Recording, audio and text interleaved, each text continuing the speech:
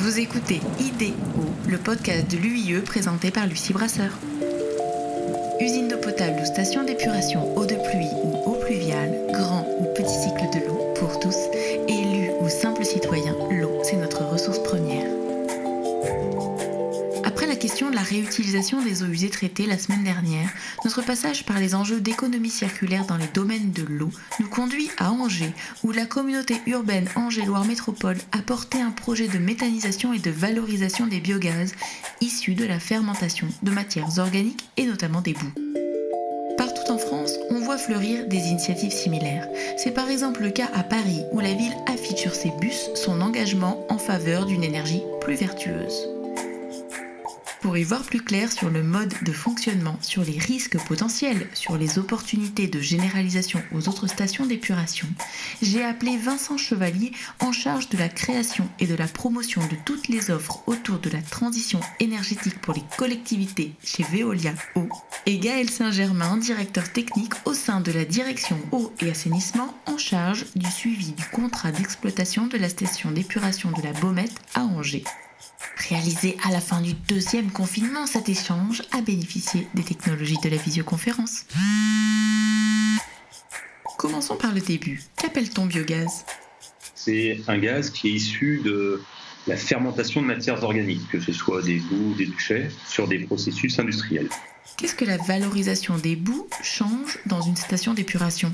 Soit elles sont épandues directement au sol, soit elles passent d'abord par une étape de compostage avant de retourner elles aussi au sol, ou elles peuvent être incinérées. On ne change pas la destination finale des boues, mais avant finalement de les mettre directement au sol, on va réutiliser et valoriser l'énergie qu'elles peuvent contenir. La méthanisation a quand même une grande vertu, c'est qu'elle va réduire de 30% la quantité de boue pour une collectivité, soit en produisant directement de la chaleur, soit en produisant de l'électricité et de la chaleur, c'est ce qu'on appelle la cogénération, soit en étant injecté directement dans les réseaux de gaz pour être utilisé dans le gaz de ville, et ça peut être aussi utilisé directement en biocarburant dans les véhicules.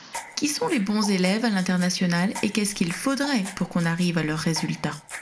100% des stations d'épuration en Suisse disposent d'une méthanisation, contre 15% des stations d'épuration. Alors France, quand on dit 15%, c'est au-delà d'une certaine taille, supérieure à 30 000 équivalents habitants.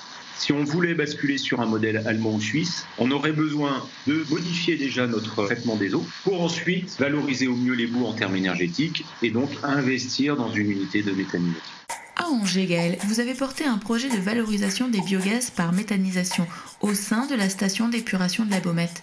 Pouvez-vous le présenter ? Il se trouve qu'on était dans un contexte assez favorable à Angers puisque la station d'épuration telle qu'on la connaît aujourd'hui, elle a été reconstruite, remodelée dans les années 2009, 2010, 2011. Le biogaz était déjà en partie valorisé sur site. Ce biogaz était brûlé dans des chaudières pour à la fois chauffer le digesteur et les bâtiments, mais également pour faire tourner des sécheurs thermiques qui permettaient de sécher les boues produites par la station.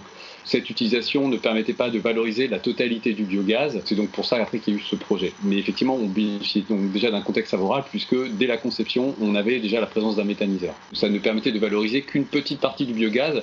Tout ce qui n'était pas utilisé, en fait, était brûlé, puisqu'on n'avait aucune filière pour l'utiliser. Et il y avait un projet de cogénération, Vincent en a un petit peu parlé au début, c'est-à-dire de produire de l'électricité avec ce surplus de biogaz, mais ce projet n'a jamais vu le jour parce que les retours d'expérience qu'on avait n'étaient pas forcément très concluants. Et donc, quand on a eu la possibilité de basculer vers ce projet de réinjection, la collectivité a tout de suite pris cette option. Il a fallu attendre la parution d'un décret en 2014 pour autoriser la réinjection du biogaz dans le réseau public. On a eu besoin de démontrer que le gaz qui était produit sur ces stations d'épuration présentait des garanties similaires à celles du gaz naturel. Et depuis 2014, cette opportunité technique est autorisée et elle est aussi favorisée par un cadre tarifaire qui incite fortement au développement des renouvelables gaz. La demande des collectivités pour la mise en place de ce type de projet s'accélère-t-elle chez Veolia ? Verdir le gaz est une véritable nécessité. On part de 2016 où nous avions une vingtaine de digesteurs qui valorisaient ou non d'ailleurs leur biogaz. En 2023, avec toutes les installations qui sont en cours de réalisation, on va être à 45-46 installations. On va donc doubler le parc de méthanisation en exploitation de notre côté. Un conseil aux collectivités qui souhaiteraient s'engager dans un projet de méthanisation ? Pour se lancer dans un projet de méthanisation, on va dire 3 grands sujets à regarder.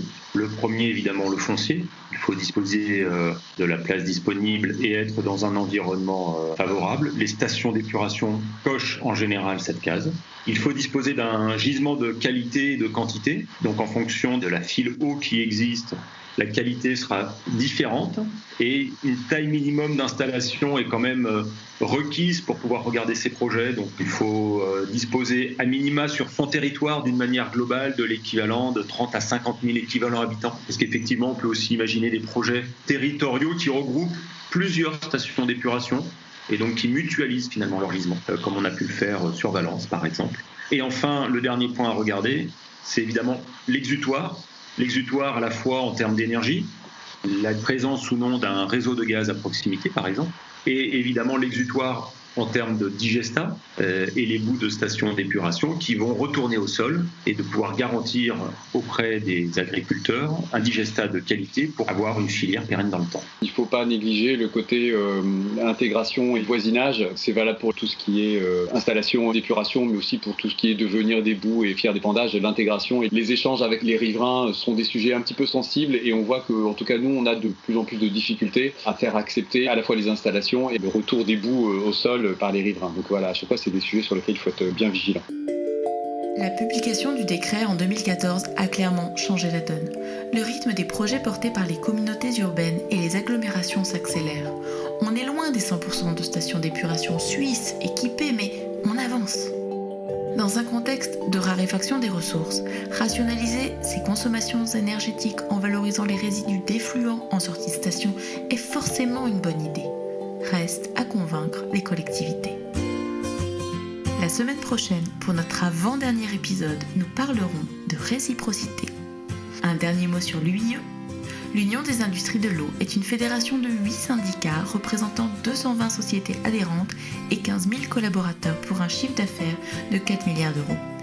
Acteurs du petit cycle de l'eau, les adhérents de l'UIE apportent des réponses pragmatiques aux questions d'entretien du patrimoine et des infrastructures à la gestion de la ressource dans un contexte de raréfaction et d'attention de la qualité et aux conséquences des manifestations du changement climatique.